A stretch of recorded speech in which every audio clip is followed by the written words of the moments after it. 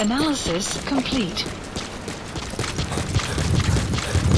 Send me out on my next mission, boss.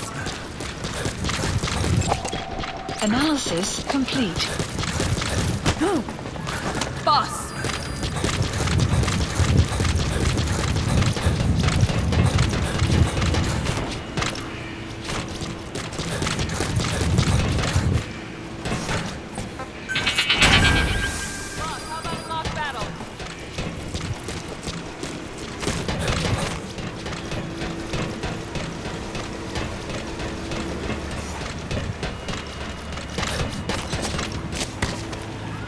Del possibile.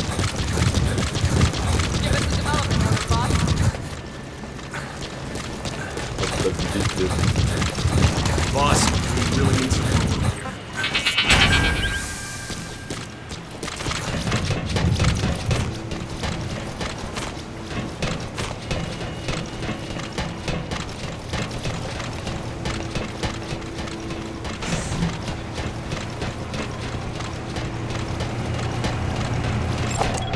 Analysis complete. Boss, thank you for saving those animals.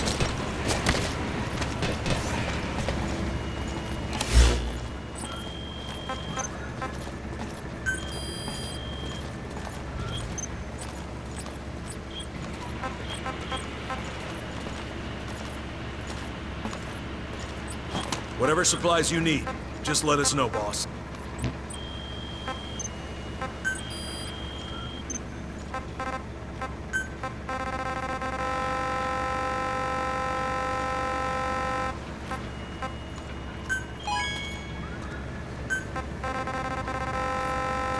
Habe ich mehr Geld?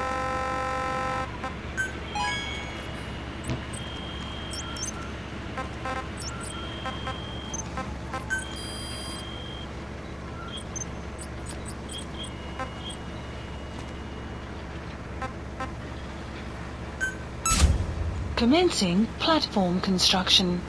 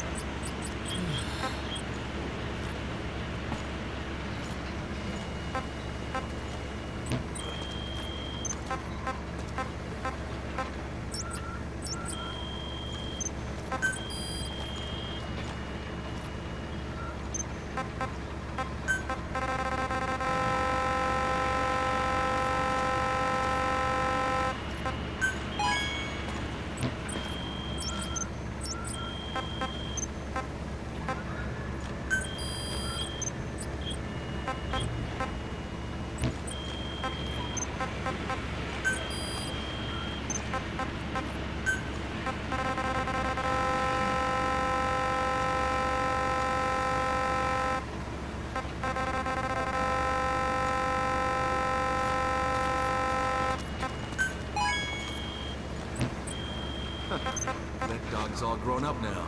You mean Dee Dee? Yeah, didn't seem to take that long, did it? You think he's really even a dog? Of course he's a dog. What's wrong with him? Well, Commencing platform construction. That's crazy talk. He's a dog, you hear Commencing me? A dog. platform construction. Dog, I get it. Keep a freaking lid on it. What's important is he's one of us, regardless if he's a dog or a wolf. He is a dog, though. Why do I even bother?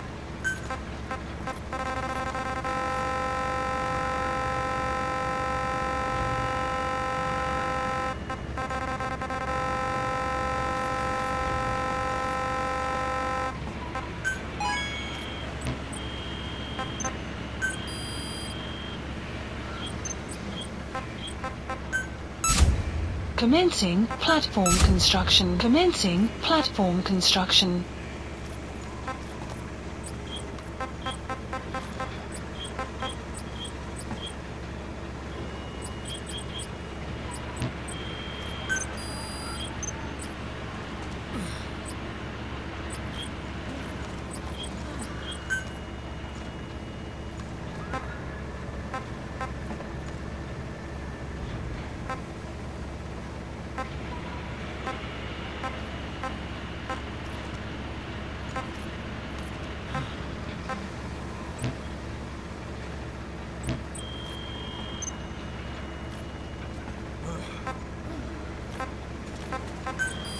was gucken nur.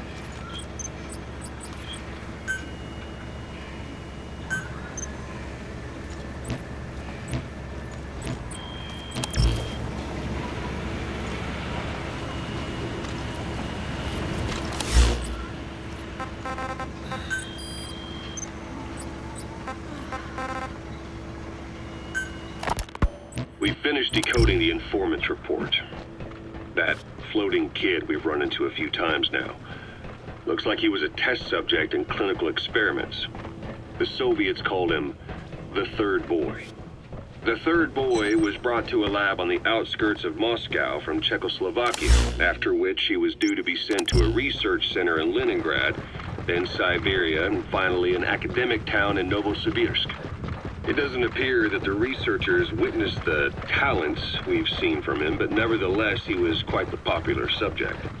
His latent cognitive abilities suddenly awoke en route to Moscow. According to the report, the third boy was easily influenced by other individuals' biofields. Evil thoughts, in particular.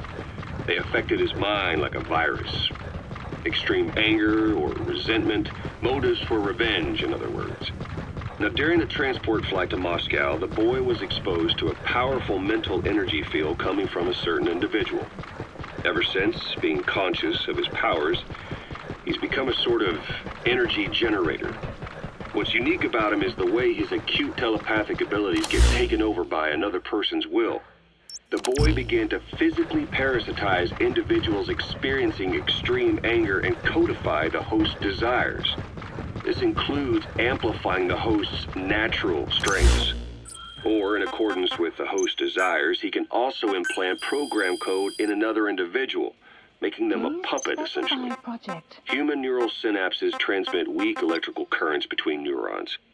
These electrical currents, though at a level difficult to observe, warp the magnetic field outside the body.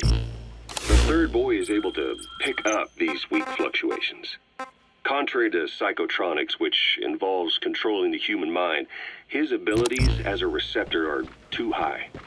The emotions he picks up from another individual are amplified and unleashed into his body as they recur in his brain. They turn into microwaves, which then affect the physical world, triggering paranormal phenomena like the spontaneous combustion of organic matter or psychokinesis, moving an object without touching it. There's one other thing. While he's parasitizing a host, the boy's ego gets shut away, allowing the will of the host to take control of his powers, like some annoying static drowning out your own voice. That means he isn't responsible for what's been happening. Somebody's extreme anger has manifested through the third boy's powers in ways none of us could have predicted, which would mean this was going on somewhere around us. Looking back on it, a lot of things make sense now. The man on fire, Sahelanthropus, they both came to life thanks to the third boy's powers. Everything has been happening through him as a catalyst. We first saw him in the hospital on Cyprus. The boy parasitizing the man on fire's desire for revenge gave him his new abilities in return. He next appeared at the Hamid Fighters Fort where the honeybee was hidden. There, the boy parasitized Skullface's vengeful mind. He controlled Sahelanthropus, making it do whatever Skullface wanted. Same goes for when we extracted Emmerich onto the chopper. When he appeared at the Devil's House in Central Africa, Skullface's will controlled the man on fire via the third boy's powers. Everything is clear up to this point. But even the informant couldn't pinpoint who the host was in the cave within Serac power plant. Sahelanthropus suddenly became active, then crushed not only the man on fire, but Skullface as well. Surely neither of them could have been the host. Who else was at that location and bore anger more extreme than either of them? Whose will was controlling Sahelanthropus? According to the report, emotions transmitted in children's brains affect the surrounding magnetic field more strongly. Cerebral nerves are covered with insulation called myelin sheaths to increase impulse speed. The reason for this leakage has to do with the fact that children's myelin sheaths are still developing. So, how many children do you remember being there? Children with a burning desire for revenge and bearing a grudge against you. I can think of only one. Eli. We don't know what kind of life he's had, but the resentment he's shown toward adults is nothing short of extraordinary. The third boy resonated with Eli's mind. And that means Eli bore the strongest animosity of all individuals within the boy's reception range, estimated to be a 3-mile radius, beating out even Vulcan and Skullface. The third boy's probably remained hooked on Eli's anger since. You remember at the Devil's House, the third boy showed an interest in Shabani? That must have been his ego making a rare appearance. He may possess abilities far beyond anyone else in the world, but he's still a kid. Maybe them both being kids was enough to bring them together.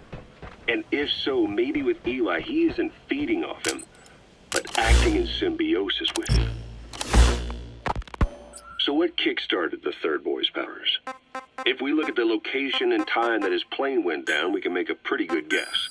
When the plane experienced the first anomaly, it gave an accurate report of its position to a control tower, due north of the Black Sea, 125 miles east of Kiev. Dead south on the Black Sea is Cyprus's Green Line. So the plane's position was directly north of the hospital where you'd been asleep for 9 years. And this anomaly was reported at exactly the same time that you woke up. The plane was enveloped in flame from the inside out. The fuselage burnt to ashes. There were no survivors, at least not publicly admitted. Your thoughts formed a synchronicity with the boy's psyche and were amplified inside his brain. That would have been more than enough to trigger his abilities. Your rage was like a big bang in his head, blowing the lid off his powers. The boy was then secretly moved to the lab outside of Moscow where Vulcan was comatose. There, Vulcan's thoughts resonated with the boy and he was awakened. Vulcan became the man on fire, hell-bent on getting revenge on you. His instincts led him straight to you. Skullface knew Vulcan from Operation Snake Eater, or perhaps from even before. Monitoring this pair of extraordinaries, he discovered the hospital and sent his assassin and XOF. Skullface was probably watching the situation from close by. Then, realizing how useful these two test subjects could be, he approached them. Reacting to Skullface's thirst for revenge, this time the boy let Skullface's will control Vulcan. Vulcan, at times driven by personal revenge, at times through Skullface's will, kept on moving, though his body was little more than dead meat. Perhaps there were moments where even your thoughts affected him as well. But without the boy's power, it was like the plug had been pulled from the socket. Everything was powered by anger, malice, revenge. This is how the end of the report sums things up. Both the third boy and the man on fire were originally test subjects of paranormal research for military applications, like telekinetically controlling the leader of an enemy nation and making him launch a nuke, or stopping the heart of someone on the wrong side of the Berlin Wall, Analysis complete. experimenting with latent human abilities. They were used as tools of the Cold War. The boy's only crime was being born with unique gifts. But he was sacrificed on the altar of war. His life reduced to slavery under other people's wills. Turned into a living weapon with no will of his own. And eventually the only emotion he could feel must have been the desire to get revenge for the hand he'd been dealt. Boss, it's you that awakened the boy's powers. Complete. But there's more to it than that. I guess the anger emanating from you was something he could truly relate to. Krass.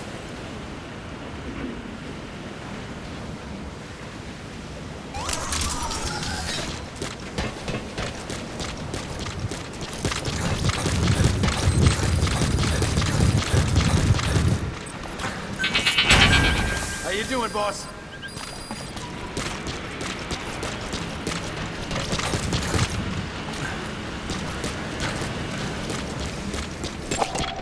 Analysis complete. Boss!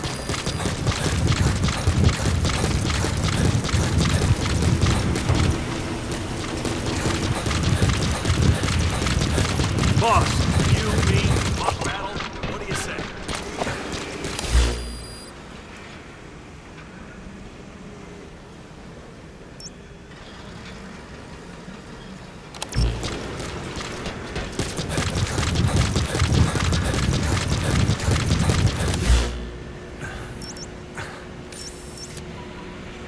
Marker placed.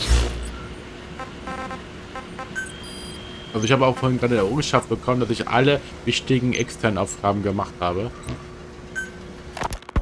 Feeling hungry, old timer?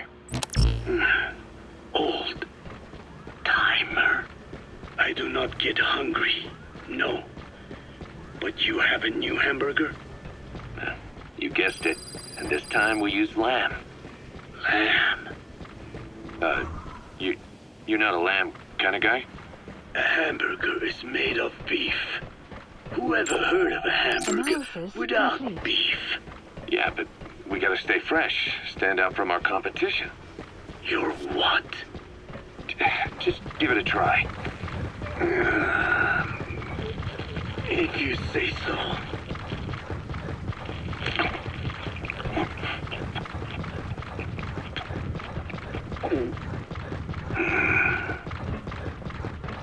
Not bad.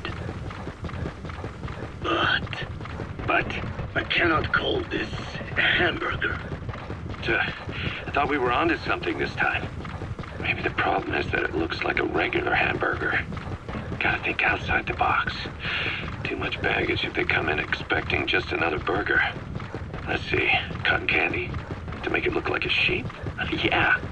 Just a minute. You really think people would eat that? What is it you are planning? Are you using me? A taste tester? A one-man focus group? Well, actually, I've already started. I got a place called, Miller's Maxi Buns. You are kidding me. Well, to be honest, business hasn't been great. No one seems to like my, buns. The Ocelot said Diamond Dog's budget did not add up. But you don't mean to tell me. What? No. Our black budget's got it all covered. I'm not embezzling GMP or anything. Still, let's not say anything to Snake, okay? Very well. However, Kazuhira, it takes more than premium ingredients and a clever recipe to satisfy the palate. Okay, so what do we do? The palate seeks one thing. Chemical additives. Chemical additives? Complete. There is nothing mysterious or spiritual about good flavor.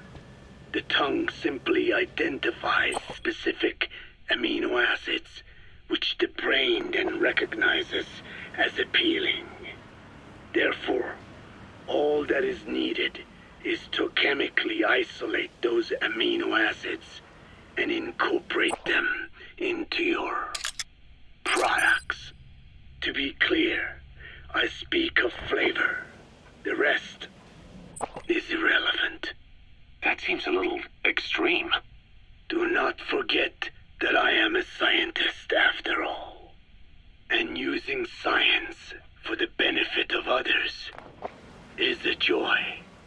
In seeking coexistence with nature's blessings, not everything can remain in its natural form. When we fall ill, we must be treated. Otherwise, that very nature could cost us our lives. Agriculture is one of nature's many blessings. But through that process, we damage the surrounding vegetation. Yeah. Whether it's a massive farm or a tiny field, we always leave our mark on the land. The same is true of parasites. And for food preparation. If tapeworms in the raw meat of another animal enter the human body, they roam around trying to find their usual habitat. Sometimes even eating away at the brain in their confusion. So in looking through a scientific point of view, you see the necessity for processing food. Yes, Supply drop it is also sometimes necessary to eliminate certain parasites, or selectively use or even modify others. Alternatively, Marker ready. we could say that if a man is part of nature, The work he does is also part of it. What is important is the balance. Yeah, you're right. Thanks, old-timer. You really opened my eyes.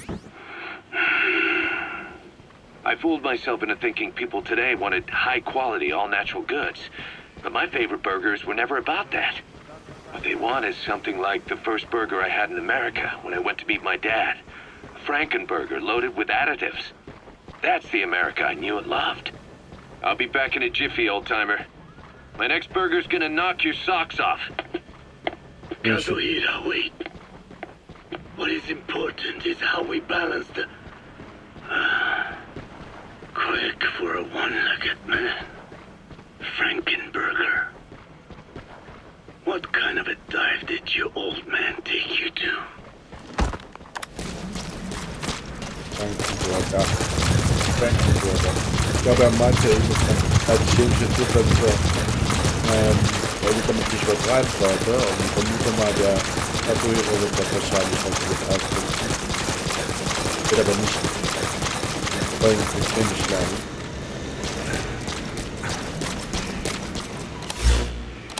Naja.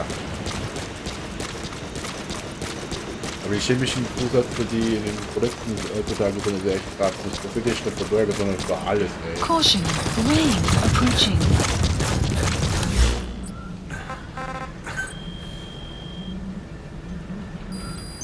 Please select a mission.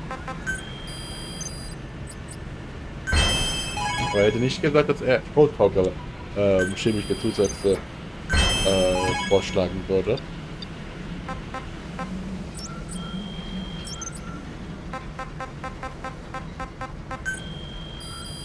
Please select a mission.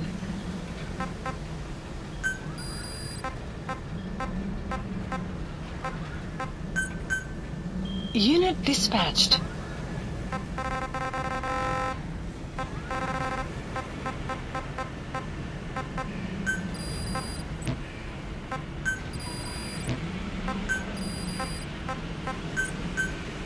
Unit dispatched.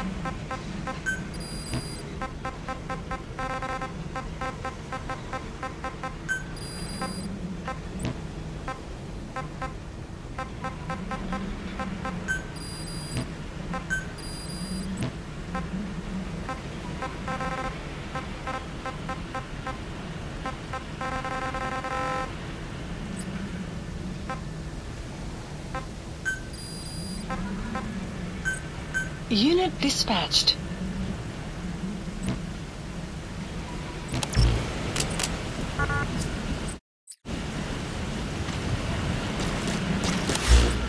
Oh, ich mache jetzt den Helikopter. Dann werde ich vor heute. Ich bin glaube ich Please schon zu landing lange zone wieder. Roger. Ich glaube, ich noch 10 Minuten bis am Ende. Arriving shortly at LZ. This is P-Quad. On station at LZ.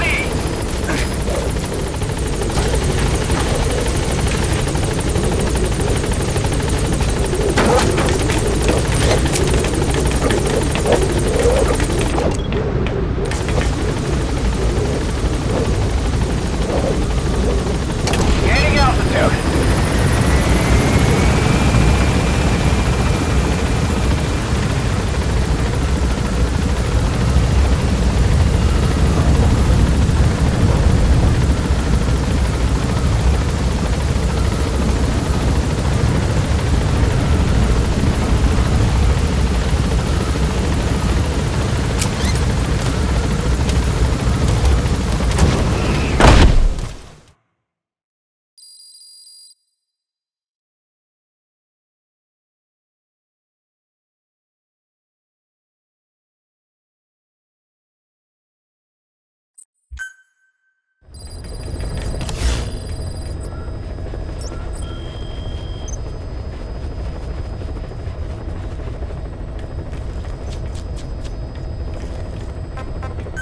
Wie viel Personal ich insgesamt habe.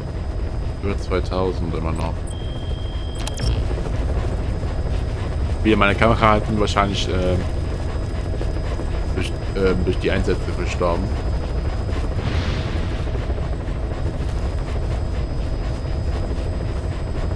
Naja.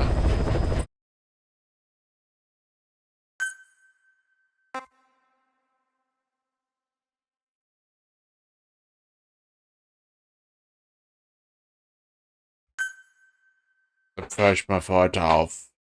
Ich danke, dass ihr mir zugeschaut habt, egal ob Stream oder Aufnahme. Und ich hoffe mal, dass die Aufnahme jetzt bei mir nicht, das Video nicht bei mir jetzt viel zu schnell groß ist.